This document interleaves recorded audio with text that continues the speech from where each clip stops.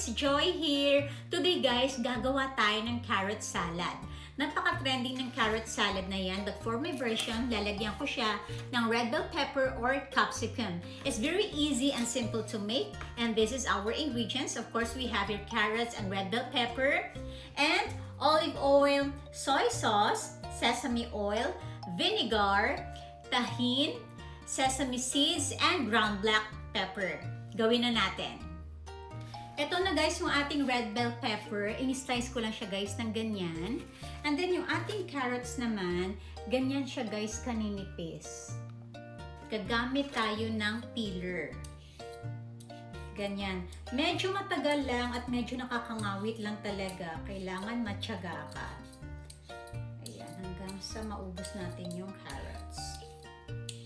Ayan guys, tapos na ako sa carrots. Bali dalawa lang, yung isa kasi itatabi ko na lang to for later.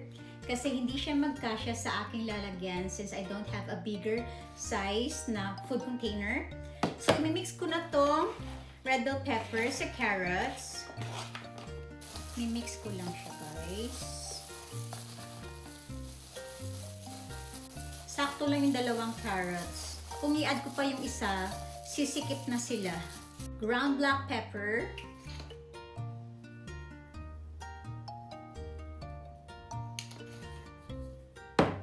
Olive oil.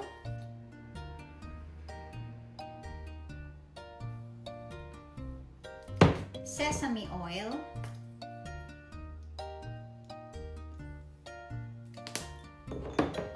Soy sauce. Konting soy sauce lang guys.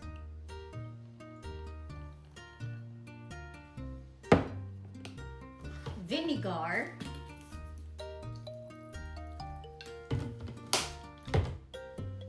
Tahin.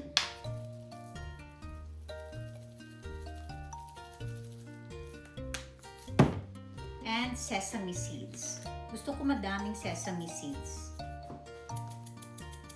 Pwede rin kayo guys maglagay ng dried chili flakes if you do have. Then, i-mix lang natin. Mas masarap to guys pag the next day mo na siya kakainin kasi yung nag-mix na talaga yung flavor ng ating mga ingredients. Ayan guys, oh, look at that. Diba, i-ref lang natin to. And then actually ito, yan, ready to eat na to. Pero ako kasi, hinahayaan ko muna siya ng ilang hours bago ako kakain. Mas malasa kasi siya. So there you go guys. Here's our carrot and red bell pepper salad. Tikman na natin.